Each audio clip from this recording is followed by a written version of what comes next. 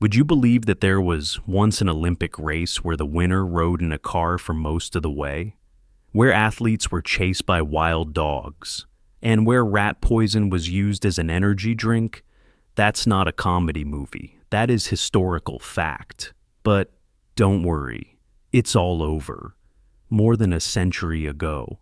Tonight we will go back to 1904 to count those mistakes one by one until you fall asleep. 99 things that went wrong during the 1904 Olympic Marathon.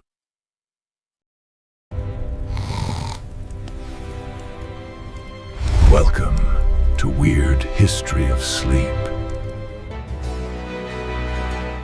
Find your most comfortable position, loosen your shoulders, unclench your jaw, and allow your eyes to close gently.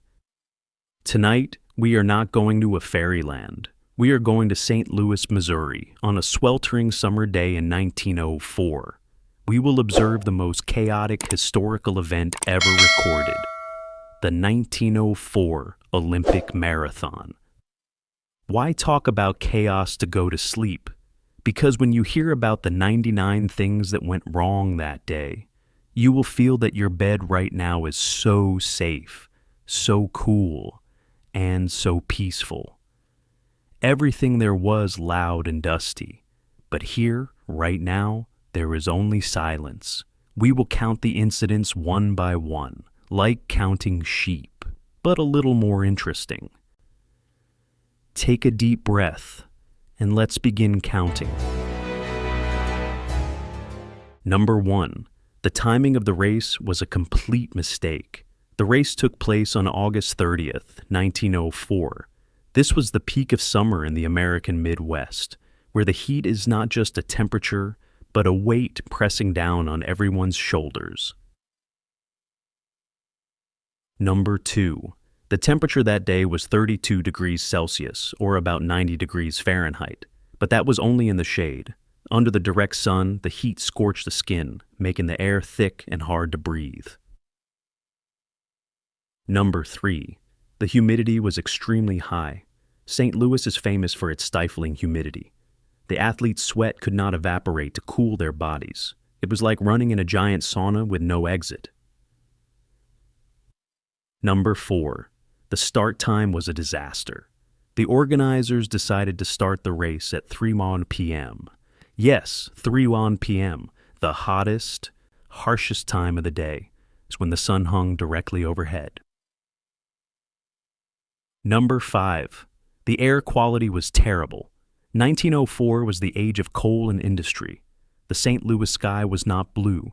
It was smoked with dust, and the athletes had to breathe that polluted air even before the race began. Number 6. The track was unpaved. Most of the 40 kilometer route was raw dirt roads, full of jagged gravel and stones, ready to injure any pair of feet. Number 7. The dust on the road was very thick. According to records, red dust lay inches deep, covering the road surface. With just a light breeze or a footstep, the dust would rise up blindly like fog.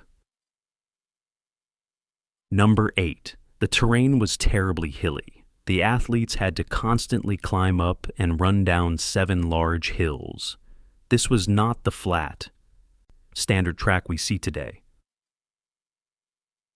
Number 9. There were too many vehicles accompanying the race group.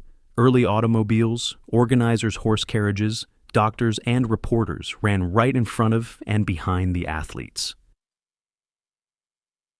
Number 10. These vehicles churned up the dust. The wheels crushed the road surface, kicking up tons of red dust into the faces, noses, and lungs of those trying to breathe deep to run. Number 11. The chief organizer, James Sullivan, had a crazy idea. He wanted to use this race as a scientific experiment on purposeful dehydration. Number 12. Maximum water restriction. Sullivan believed that drinking water while exercising was bad. Therefore, he arranged only 2 water stations for the entire 40-kilometer distance. Number 13. The first water station was at mile 6. If you missed it, or if the water ran out, you wouldn't see another drop until mile 12.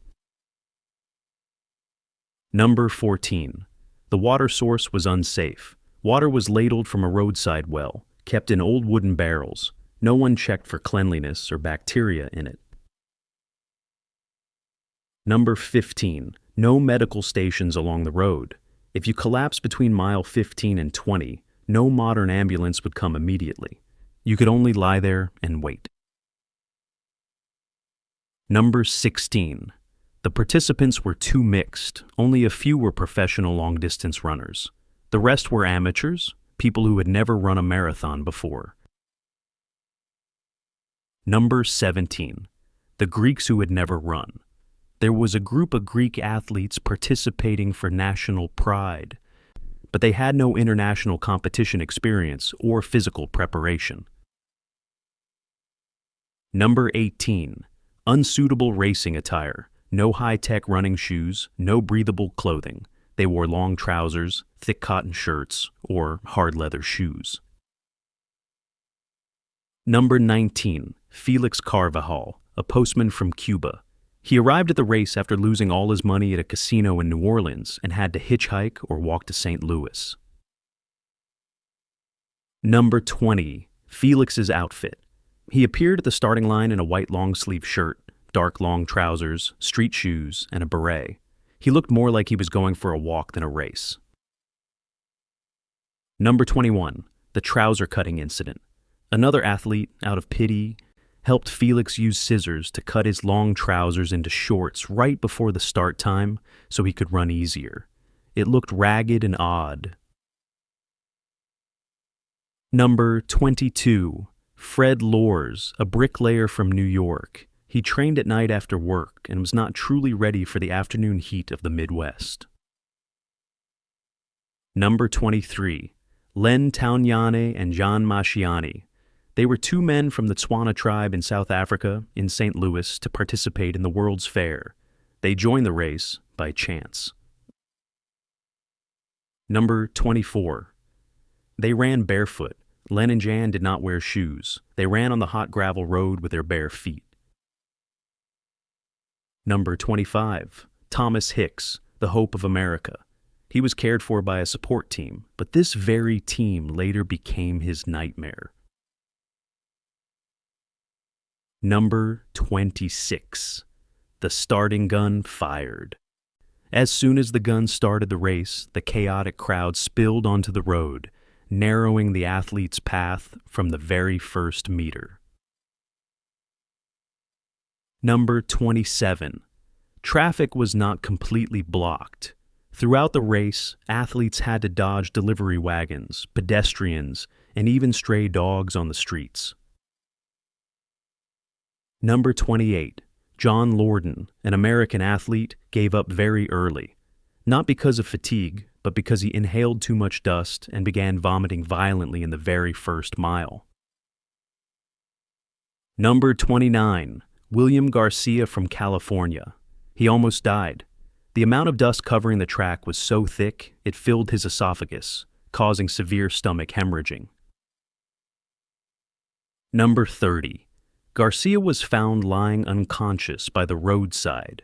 If someone had arrived an hour later, he could have died from blood loss and suffocation due to dust. Number 31. Felix Carvajal's hunger. The Cuban man with the ragged trousers hadn't eaten anything for 40 hours prior to the race. After running a few miles, his empty stomach began to protest more violently than the heat. Number 32. Felix saw an organizer's car driving slowly alongside. Inside the car, officials were eating delicious fresh peaches. Felix ran close and politely asked for one. Number 33. The refusal. The people in the car said no. They refused to share food with a starving athlete. Number 34. Felix did not accept that answer. He grabbed 2 peaches from the car, eating them ravenously while running, leaving the car behind. But 2 peaches were not enough. Number 35. The fateful orchard. Felix saw an apple orchard by the road. He stopped running and stepped into the garden to find more food, completely forgetting he was competing in the Olympics. Number 36. The green apples. Felix ate apples that were unripe and rotten. His hollow stomach immediately reacted to the sour acid from those apples. Number 37. The terrible stomach ache. Felix suffered severe stomach cramps. He could not run any further. He decided to lie down in the shade of a roadside tree. Number 38. The mid-race nap. Felix Carvajal, one of the potential candidates, fell asleep. He slept soundly while other competitors struggled with dust and sun. Number 39. Back to the leading group. Sam Meller, the American athlete who had won the Boston Marathon, was leading the race, but the road dust was killing his will. Number 40. Meller began to hallucinate from inhaling too much dust. He felt like he was running backward or running in place. The space around him warped and spun. Number 41. Sam Meller gave up. At mile 16, while leading, he stopped. He could not breathe anymore. He walked off the track, completely exhausted and disoriented. Number 42. Switching to Len Taunjani, the barefoot South African athlete. He was running very well, with a steady and strong rhythm. Number 43. The wild dogs. St. Louis that year was full of ownerless dogs. A pack of aggressive dogs suddenly rushed out from the bushes, targeting Len. Number 44. The unwanted chase. Len was no longer running for a medal. He had to run to save his life. He had to outrun the jaws of those dogs. Number 45. Lost. To escape the pack of dogs, Len had to run off the main course for over a mile. Imagine the fatigue of running an extra mile loop under the 32-degree heat. Number 46. Back to Thomas Hicks, the remaining hope of America. He was at mile 10 and began to feel extreme thirst. Number 47. The cruelty of science. Hicks' trainer, Charles Lucas, refused to let him drink water. He only used a sponge dipped in warm water to wipe Hicks' mouth. Number 48. Warm distilled water. Even the water used to wipe his mouth was warm distilled water, with no minerals, no cooling sensation. It did nothing for Hicks's burning throat. Number 49. Fred Lorz, the bricklayer, also encountered trouble. At mile 9, he suffered severe cramps in his calves. He could not lift his legs anymore. Number 50. Fred decided to wave for a ride. He flagged down a car running with the race group. The driver stopped and let him in. Number 51. The cheating comfort. Fred sat in the open-top car, the wind blowing coolly. He watched other athletes dragging their feet in misery outside the car window. Number 52. The teasing waves. Fred Lorz did not hide it. He happily waved to the spectators and other athletes as the car glided past them. Everyone thought he had quit and was going home. Number 53. 11 miles of road. Fred sat in the car for 11 miles. He passed nearly half the marathon distance without spending a drop of sweat. Number 54. The car broke down. At mile 19, the car carrying Fred suddenly smoked and stalled. Fate seemed unwilling to let him sit still. Number 55. Legs rested. Fred stepped out of the car. After nearly an hour of sitting, his legs were no longer cramping. He felt healthy again. Number 56. The disastrous decision. Fred Lorz decided to continue running. He thought, why not run to the finish line for fun? He started running with the speed of someone just starting, passing all the exhausted people. Number 57. Back to Thomas Hicks. He was at mile 17 and began to collapse. His face was pale, his eyes glazed and lifeless. He begged to lie down. Number 58. The horrific meal. Hicks' trainers did not let him rest. Instead, they cracked a few raw eggs and forced him to swallow the slimy egg whites right on the run. Number 59. The poison is brought out. The egg whites were not enough. The trainers pulled out a syringe. Inside was strychnine, a potent rat poison. Number 60. The first dose of rat poison. They injected 1 milligram of strychnine sulfate into Hicks' body. At that time, people believed that in small doses, rat poison was a nerve stimulant. In reality, they were poisoning him bit by bit. Number 61. Side effects of strychnine. The poison began to seep into Thomas Hicks' blood. It didn't provide real energy. It just forced his nervous system to jolt, compelling his tired muscles to spasm involuntarily. Number 62. Brandy. To help. The drug take effect, the trainers gave Hicks brandy to drink. Amidst the 32-degree heat, strong alcohol was boiling his blood from the inside. Number 63. The deadly combination. Rat poison and alcohol. A cocktail of toxicity flowing through the leader's veins. Hicks was no longer running on strength. He was running on delirium. Number 64. Meanwhile, Fred Lorz, the man in the car, had passed Hicks. He glided past the dying man with a bright smile and fresh legs after his leisurely ride. Number 65. Fred Lorz entered Francis Field Stadium. The audience cheered loudly. They saw an American athlete crossing the finish line first with an energetic appearance. Number 66. The mistaken applause. The crowd did not know the truth. They threw hats into the air. They screamed Fred Lorz's name. Fred waved back, enjoying the moment of fake glory. Number 67. Alice Roosevelt, the daughter of President Theodore Roosevelt, was waiting at the finish line. She held a gold laurel wreath to present to the champion. Number 68. The truth exposed.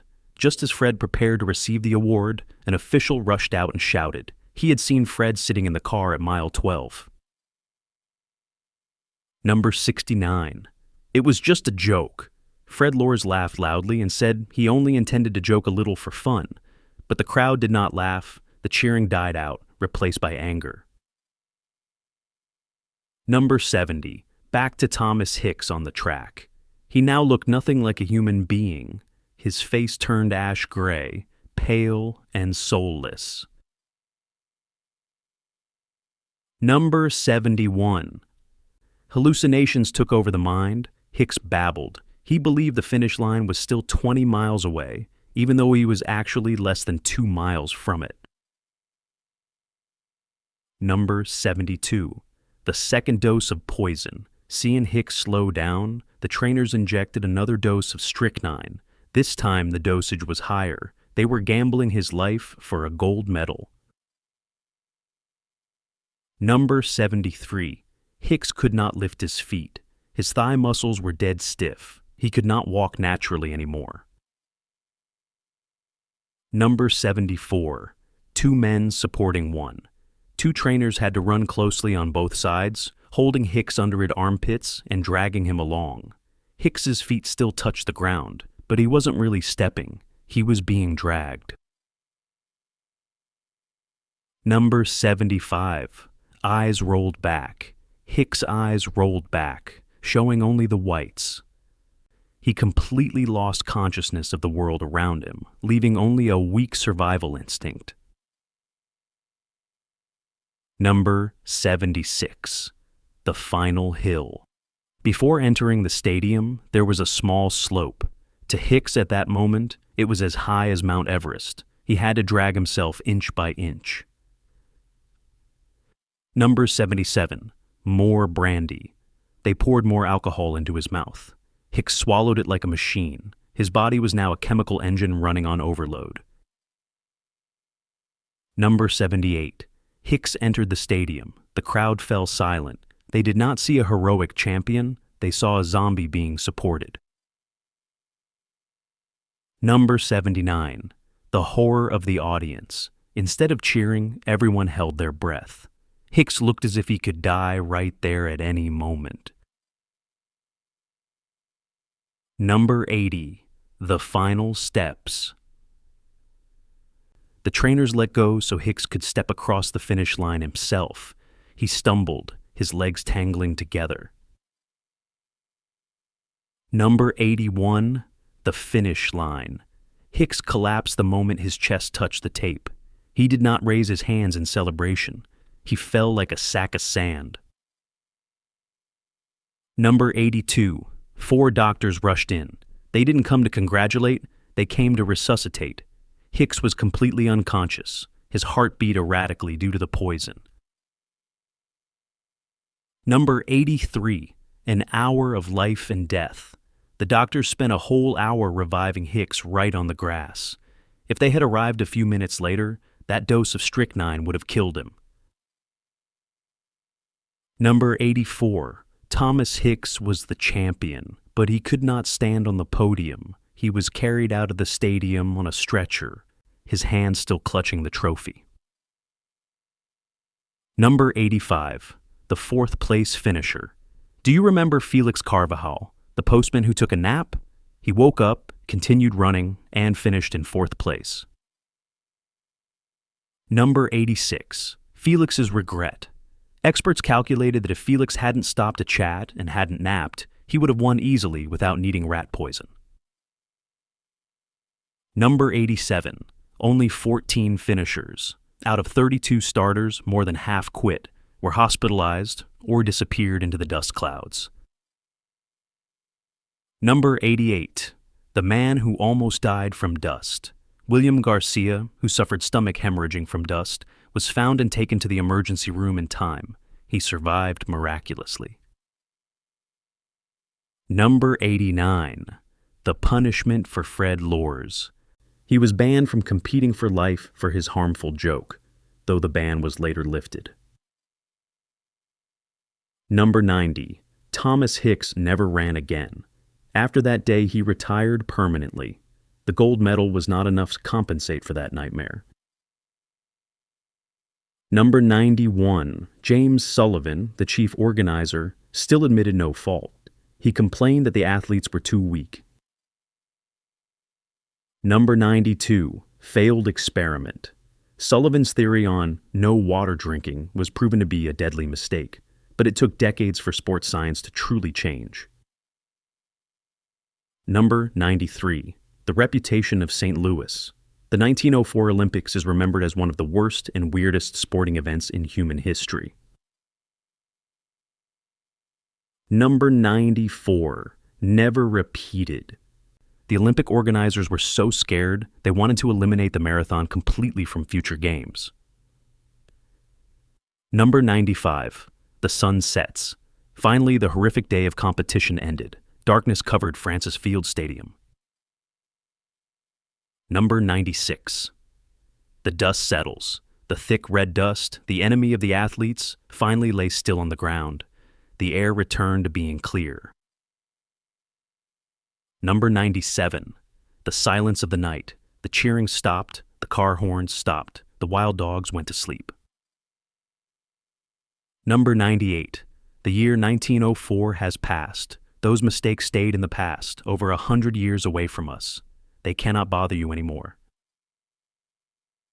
Number 99. The peace of the present. Now, there is no poison, no scorching heat, no road dust. There is only you and the sleep waiting for you.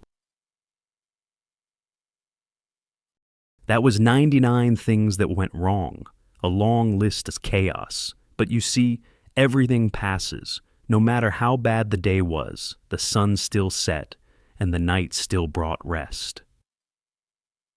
Let go of the numbers. Let go of the images of dusty roads.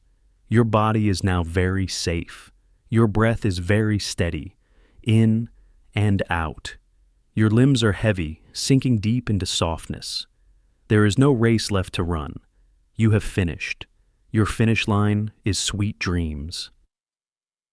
Sleep now, good night,